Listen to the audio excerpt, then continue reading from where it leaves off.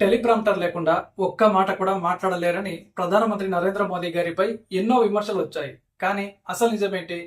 ప్రపంచంలో అత్యంత కీలకమైన దేశ నాయకుల్లో ఒకరిగా ఉన్నటువంటి వ్యక్తి ప్రతి మాటను ఎందుకు జాగ్రత్తగా మాట్లాడాలి?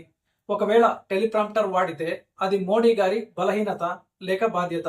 ఈ వీడియో చివరి వరకు చూస్తే రాజకీయాలు, మీడియా, సోషల్ మీడియా, నాయకత్వం అన్నీ కలిసిన ఒక పెద్ద ఫిగర్ మీకు అర్థమవుతుంది. నరేంద్ర మోడీ గారు ప్రధానమంత్రి అయిన తర్వాత ఆయన ప్రసంగాలు ఎప్పుడు కూడా దేశవ్యాప్తంగా చర్చగా మారుతూ ఉంటాయి. ఎన్నికల సభల్లో గంటల కొద్దీ మాట్లాడటం, విదేశీ వేదికలపై హిందీలో ప్రసంగించడం, అలాగే అకస్మాత్తుగా ప్రజలతో మమేకం కావడం ఆయన ప్రత్యేకత. ముఖ్యంగా ప్రపంచ ఆర్థిక సమావేశంలో జరిగిన ఒక ఆన్లైన్ ప్రసంగం సమయంలో ఒక చిన్న సాంకేతిక అంతరాయం రావడంతో టెలిప్రాంప్టర్ లేకుండా మోదీ మాట్లాడలేరు అనే ప్రచారం బలంగా నడిచింది. కానీ ఇక్కడ ఒక ముఖ్యమైన విషయం చాలా మంది మర్చిపోతారు.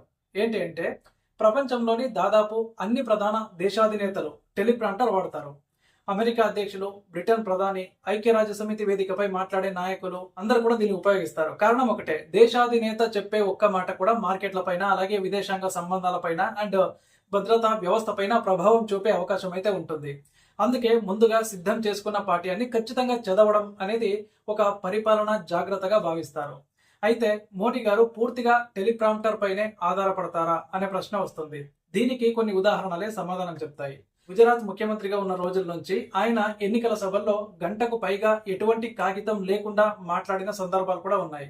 మన్ కీ బాత్ కార్యక్రమంలో కూడా ఆయన సాధారణ సంభాషణ శైలిలో మాట్లాడుతూ ఉంటారు. అండ్ అలాగే పార్లమెంట్ లో ప్రతిపక్ష విమర్శలకు వెంటనే స్పందించిన సందర్భాలు కూడా చాలానే మనకు కనిపించాయి. 2014 ఎన్నికల ప్రచారం సమయంలో రోజుకు అనేక సభల్లో మాట్లాడినప్పుడు కూడా ప్రతి సభలోనూ స్థానిక అంశాలు ప్రస్తావించడం కూడా ముందుగా రాసిన స్క్రిప్ట్ ఎలా అవుతుంది? ఇక్కడే అసలు కథ ఉంది. ఎన్నికల సభలో మాట్లాడటం ఒక విధానం, కానీ అంతర్జాతీయ వేదికలపై మాట్లాడటం మరో విధానం. అక్కడ ఒక తప్పు పదం వాడినా దాని అర్థం వేరుగా తీసుకునే అవకాశం అయితే ఉంటుంది. ఉదాహరణకు విదేశాంగం, రక్షణ, ఆర్థిక ఒప్పందాలపై మాట్లాడేటప్పుడు ప్రతి వాక్యం కూడా నిపుణుల బృందం పరిశీలిస్తుంది. అందుకే ఆ సమయంలో టెలిప్రాంప్టర్ ఖచ్చితంగా అవసరం అవుతుంది. ఇది కేవలం మోడీ గారికే కాదు, దాదాపు అన్ని దేశాధినేతలకు కూడా వర్తిస్తుంది. కానీ ప్రతిపక్షాల వాదన కూడా పూర్తిగా నిరాధారం అని చెప్పలేము. వారి అభిప్రాయం ప్రకారం నిజమైన నాయకుడు ఎటువంటి సహాయం లేకుండా మాట్లాడగలగాలి. వైరల్ అయిన కొన్ని వీడియోల్లో మోడీ గారు కాసేపు ఆగిపోవడం ప్రజల్లో అనుమానాలు పెంచింది అని విమర్శిస్తారు. సోషల్ మీడియాలో మీమ్స్, వ్యంగ్యంగా వ్యాఖ్యలు విపరీతంగా వచ్చాయి. కొందరు మీడియా చర్చల్లో ఇమేజ్ మేనేజ్మెంట్ ఎక్కువైందా అనే ప్రశ్నలు కూడా లేవనెత్తారు. కానీ మరోవైపు మోడీ మద్దతుదారులు మాత్రం వేరే కోణం చూపిస్తూ ఉన్నారు.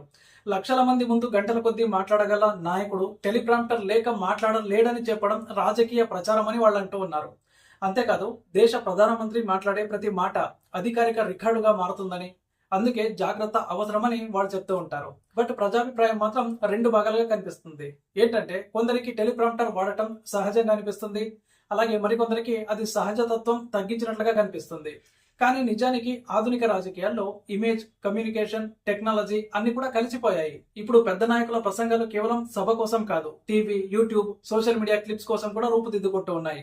ఇక్కడ ఒక ఆసక్తికరమైన రాజకీయ వ్యూహం కూడా ఉంది. ఏంటి అంటే, నాయకుడిని బలహీనంగా చూపించడానికి ఒక చిన్న సాంకేతిక తప్పిదాన్ని పెద్ద చర్చగా మార్చడం ఇప్పుడు సాధారణ రాజకీయ పద్ధతిగా మారింది. అదే సమయంలో నాయకుడి ప్రతి చిన్న చర్యను గొప్పగా చూపించడం కూడా మద్దతుదారుల వ్యూహంగా ఉంటుంది. అందుకే టెలిప్రాంప్టర్ చర్చ కూడా కేవలం యంత్రం గురించి కాదు, అది నాయకత్వ ప్రతిభ, ప్రజల నమ్మకం, రాజకీయ ప్రచారం అన్నింటి కలయిక అన్నమాట. కానీ నా వ్యక్తిగత అభిప్రాయం ఏంటంటే, టెలిప్రాంప్టర్ వాడటం తప్పు కాదు, కానీ ప్రజలతో నేరుగా మమేకమయ్యే సామర్థ్యం కూడా ఒక నాయకుడికి ఉండాలి. మోదీ గారి విషయంలో ఈ రెండు కోణాలు కూడా కనిపిస్తాయి. కొన్ని ప్రసంగాలు పూర్తిగా సిద్ధమైన రూపంలో ఉంటాయి, అలాగే మరికొన్ని సందర్భాల్లో ఆయన స్వేచ్ఛగా మాట్లాడిన ఉదాహరణలు కూడా ఉన్నాయి.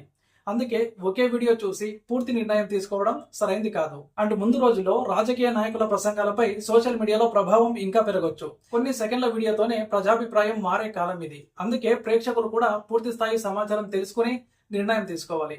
చివరికి నాయకుడి గొప్పతనం టెలిప్రాంప్టర్లో కాదు, ప్రజల సమస్యలపై ఆయన చర్యలో ఉంటుంది. అండ్ ఇంకో ముఖ్యమైన ఉదాహరణ గుర్తు చేసుకోవాలి మనం. 2020లో లడాక్ లో భారత సైనికులను కలిసినప్పుడు మోడీ గారు చేసిన ప్రసంగం చాలా మంది దృష్టిని ఆకర్షించింది. అక్కడ ఎటువంటి పెద్ద వేదిక లేకుండా సైనికుల మధ్య నిలబడి మాట్లాడారు. అండ్ అదేవిధంగా ఎన్నికల ప్రచారాల్లో ఒక్క రోజులో అనేక రాష్ట్రాల్లో సభలు నిర్వహించిన సందర్భాల్లో కూడా ఆయన ప్రసంగ శైలి మారుతూ కనిపించింది. స్థానిక భాష పదాలు ఉపయోగించడం అండ్ అక్కడి సంస్కృతిని ప్రస్తావించడం వంటి అంశాలు ముందుగా రాసిన పాఠ్యంతో పాటు వ్యక్తిగత అనుభవాన్ని కూడా చూపిస్తాయని విశ్లేషకులు చెప్తూ ఉంటారు. అండ్ మీడియా చర్చల్లో మరో అంశం తరచుగా వినిపిస్తూ ఉంటుంది. ఏంటి అంటే, పెద్ద నాయకులు మాట్లాడే ప్రసంగాలు ఇప్పుడు కేవలం రాజకీయ సభల కోసం మాత్రమే తయారవ్వవు. వాటిని తర్వాత చిన్న వీడియోలుగా కట్ చేసి కోట్ల మందికి చూపిస్తారు. అందుకే ఒక్క వాక్యం కూడా తప్పుగా వెళ్లకుండా ప్రత్యేక బృందాలు పనిచేస్తాయి. ఇక మాజీ అధ్యక్షుడు బరాక్ ఒబామా నుంచి అనేక ప్రపంచ నాయకుల వరకు టెలిప్రాంప్టర్ వాడిన వీడియోలు బహిరంగంగానే ఉన్నాయి. అందువల్ల ఇది సాధారణ విషయమేమీ కాదని నిపుణులు చెప్తూ ఉంటారు. అయితే చివరికి ప్రజలు చూసేది ఒకటే, నాయకుడు చెప్పిన మాటలు దేశానికి ఉపయోగపడుతున్నాయా లేదా అన్నది. టెలిప్రాంప్టర్ ఉండొచ్చు, లేకపోవచ్చు, కానీ ప్రజల విశ్వాసాన్ని నిలబెట్టుకోవడం మాత్రం ఏ నాయకుడికైనా అతిపెద్ద పరీక్ష. అందుకే పూర్తి నిజం తెలుసుకోవడం ప్రతి పౌరుడి యొక్క బాధ్యత. Thank you.